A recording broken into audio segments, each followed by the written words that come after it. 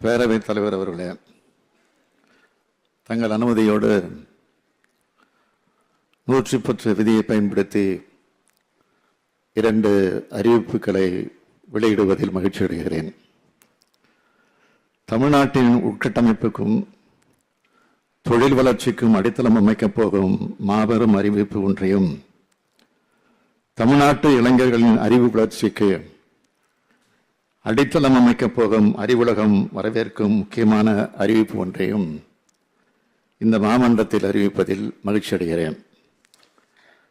நமது திராவிட மாடல் ஆட்சி அமைந்த பிறகு தமிழ்நாடு அனைத்து துறைகளிலும் வளர்ந்து வருகிறது.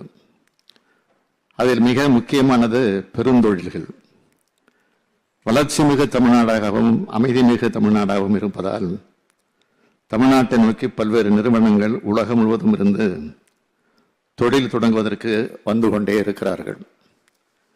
இந்த தொழில் நிறுவனங்கள் மூலமாக தமிழ்நாட்டின் தொழில்துறை வளர்ச்சி அடைகிறது என்பது மட்டுமல்ல, தமிழ்நாட்டின் இளைய சக்தியான இளைஞர்களுக்கு வேலை வாய்ப்பும் கிடைக்கிறது. 2022 ஆண்டிற்கான ஏற்றுமதி தயார் நிலையில் குறியீட்டில் இந்தியாவிலே தமிழ்நாடு நம்பர் 1 மாநிலமாக முன்னேற்றம் கண்டுள்ளது. மோட்டார் வாகனங்கள், உதிரி பாகங்கள், தோல் பொருட்கள், மின்னணு பொருட்கள் ஆகியவற்றின் ஏற்றுமதியில் தமிழ்நாடு இந்தியாவின் முதன்மை மாநிலமாக விளங்குகிறது. புத்தொழில் வளர்ச்சிக்கான மாநிலங்களின் தரவரிசையில் 2020 ஆண்டில் கடைசி நிலையில் இருந்த தமிழ்நாடு தற்போது சிறந்த செயற்பாட்டாளர் அந்தஸ்தை பெற்று முதலிடம் பெற்றுள்ளது. இந்தியாவிலேயே 2வது பெரிய பொருளாதார மாநிலமாக விளங்கி வரும் தமிழ்நாட்டினை 2030 ஆண்டிற்குள் $1 டிரில்லியன் பொருளாதாரமாக உயர்த்திட வேண்டும் என்ற இலக்கினை விரைவில் அடைவதற்காக தமிழ்நாடு அரசின் தொழில்துறை பல்வேறு முன்னெடுப்புகளை எடுத்து வருகிறது. உலக முதலீட்டாளர்களை ஈர்க்கும் மாநிலமாக தமிழ்நாடு உயர்ந்து வருவதை இதன் மூலம் அறியலாம். அனைத்து மாவட்டங்களிலும் தொழில்களை பரவலாக உருவாக்கி வருகிறோம்.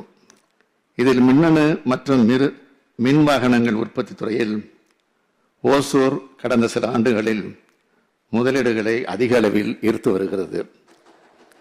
இப்படிப்பட்ட சிறப்புகளை கொண்டு வேகமாக வளர்ந்து வரும் ஓசூர் நகரத்தினை தமிழ்நாட்டின் முக்கியமான பொருளாதார வளர்ச்சி மையமாக உருவாக்குவதற்காக அங்கு நவீன உட்கட்டமைப்புகளை அமைக்கும் நோக்கில் பல்வேறு தொலைநோக்கு திட்டங்களை தமிழ்நாடு அரசு தற்போது செயல்படுத்தி வருகிறது. அந்த வகையில் ஓசூர் நகரத்திற்கான ஒரு புதிய பெருந்திட்டம் மாஸ்டர் பிளான் தயாரிக்கப்பட்டு அது முடிவடையும் தருவாயில் உள்ளது. ஓசூர் மட்டுமில்லாது கிருஷ்ணகிரி மற்றும் தருமபுரி பகுதியின் ஒட்டுமொத்த சமூக பொருளாதார வளர்ச்சிக்கு உதவும் வகையில் ஓசூரில் ஒரு விமான நிலையம் அமைப்பது அவசியம் என இந்த அரசு கருதுகிறது. ஓசூரில் 2000 ஏக்கர் நிலப்பரப்பில் ஆண்டுக்கு 30 மில்லியன் பயணிகளை கையாளக்கூடிய வகையில் ஒரு பன்னாட்டு விமான நிலையம் அமைக்கப்படும் என்பதனை இந்த மாமன்றத்தில் நான் அறிவிப்பதில் மகிழ்ச்சி அடைகிறேன். மாண்புமிகு பேரவைத் தலைவர்களே, அடுத்து 2வது அறிவிப்பை வழங்க விரும்புகிறேன். திராவிட இயக்கம் என்பது மாபெரும் அறிவு இயக்கம். அதனால்தான் திராவிட முன்னேற்ற கழகத்தின் முதல் தலைமை நிலையத்திற்கு பேரறிஞர் அண்ணா அவர்கள் அறிவகம் என்று பெயர் சூட்டினார். தற்போதைய தலைமை நிலையத்திற்கு அறிவாலயம் என்று பெயர் சூட்டினார் முத்தமிழறிஞர் கலைஞர் அவர்கள். திமுக கழகம் எங்கெல்லாம் கிளை பிறப்பியதோ அங்கெல்லாம் படிப்பகங்கள் உருவாக்கப்பட்டன. அரசியல் இயக்கமாக மட்டுமில்லாமல் தமிழ் இலக்கிய இயக்கமாகவும் வளர்ந்தது. வாசிப்பதற்கும் சுவாசிப்பதற்கும் வேறுபாடு காண முடியாத வாழ்க்கை வாழ்ந்தவர் பேரறிஞர் அண்ணா அவர்கள். பாதி வரை படித்த புத்தகங்களின் மீதியை படிப்பதற்கு ஏதுவாக அறுவை சிகிச்சை தள்ளி வைக்க சொன்னவர் பேரறிஞர் அண்ணா அவர்கள். அந்த பேரறிஞரின் நூற்றாண்டை கொண்டாடி மகிழ்ந்த தலைவர் கலைஞர் கோட்டூர்புரத்தில் 8 மாடிகள் கொண்ட ஒரே நேரத்தில் 1200 பேர் உட்கார்ந்து படிக்கிற வகையில் 3,33,000 சதுரடிகள் கொண்ட நூலகத்தை உருவாக்கி அதற்கு அண்ணா நூற்றாண்டு நூலகம் என்ற பெயரையும் சூட்டி மகிழ்ந்தார்.